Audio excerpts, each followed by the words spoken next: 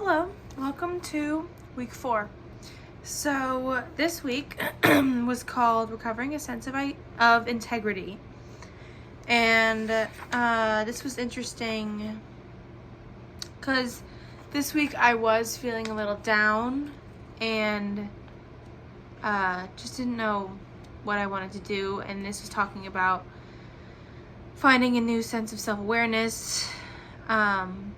These may be both difficult and extremely exciting, which is really what this past week felt like. One of the things that I highlighted in the chapter while I was reading it is she says, I have noticed that many tend to neglect or abandon the pages whenever an unpleasant piece of clarity is about to emerge.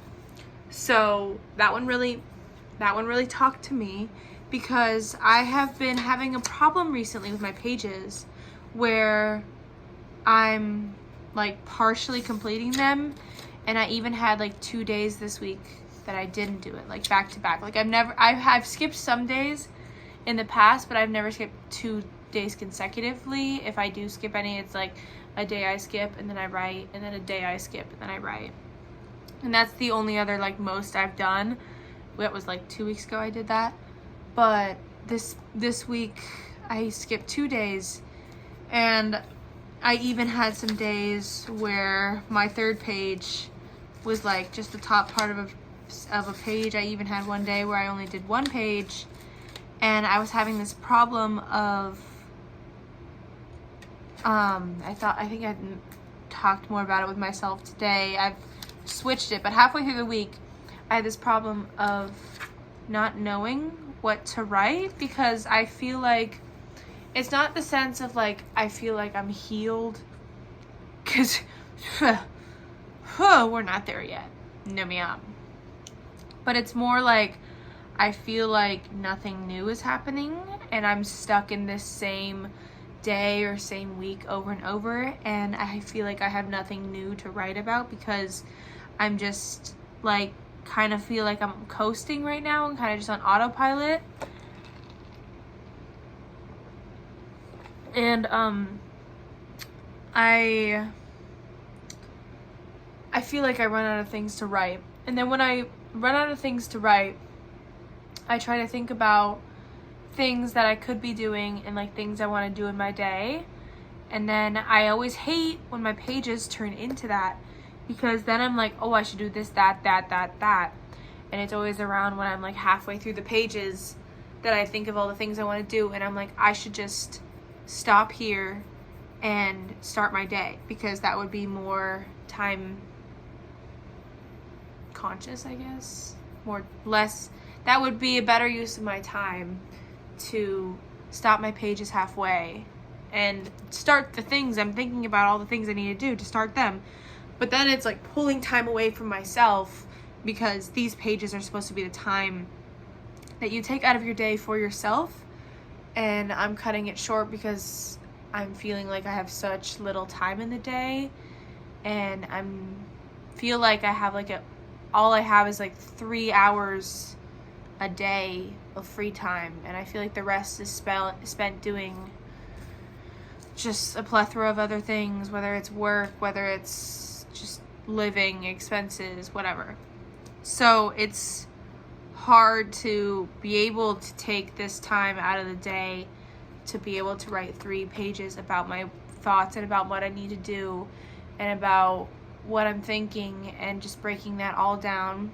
Because like I was talking about last week, is I've been trying to talk about my feelings more in the pages, and not, like I said, not making it a to-do list that I get stuck on, and then I either set my expectations too high for myself, and I like give myself a 70 like page to-do list, or it makes me stop my pages, because I'm like, well, I should start doing this now.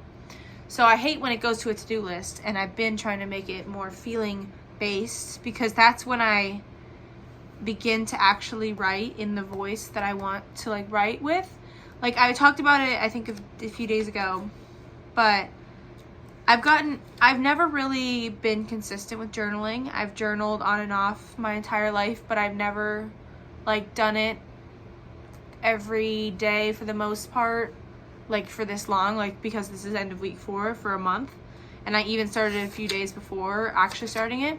And even though I've skipped a few days, when I write, I still write at least a full page. And I've never journaled for this long.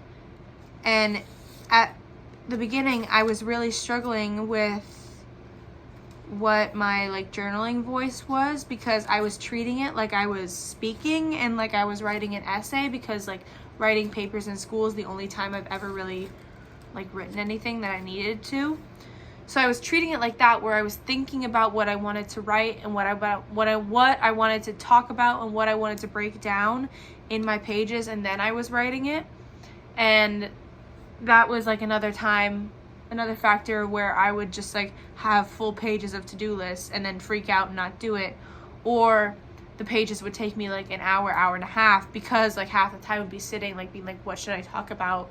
Oh, maybe I should talk about this, and then I'll do this, and then I should go to this. Okay, let me start writing this. Like, but I've now figured out that with this consistent writing, my voice has kind of changed a little, where it kind of feels like the in-between between my talking voice and between my head voice.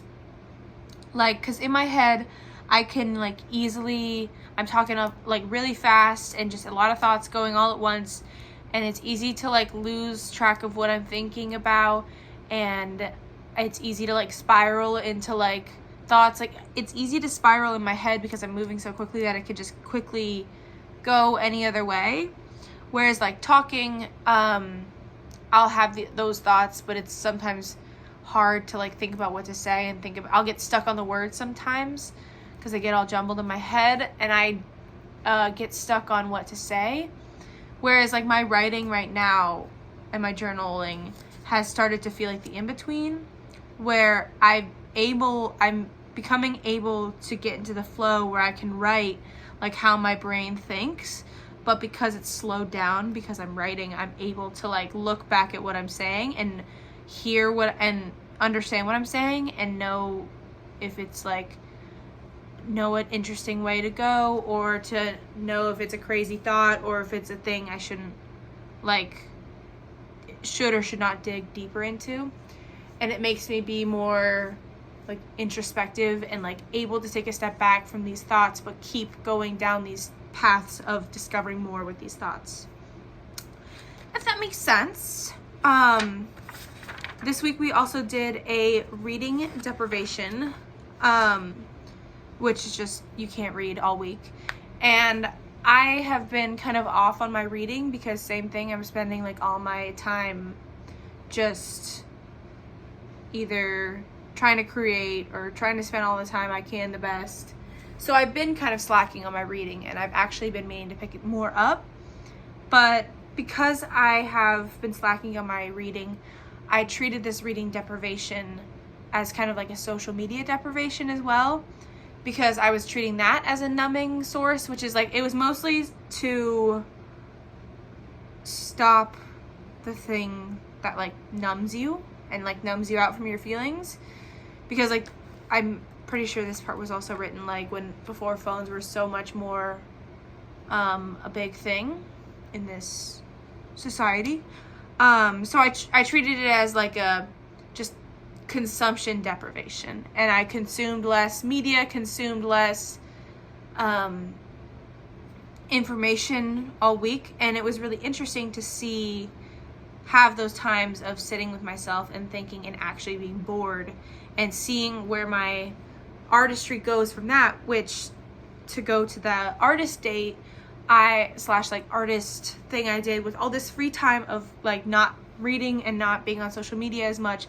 I actually made this zine, I have it right here, where I just had it out on the paper, laid out, and I just had a bunch of my friends who are also artists help, and we all just created for hours, and I did it for a few days, and I got a bunch of people on it, and it was very interesting. Here, I'm gonna open it up fully so you can see.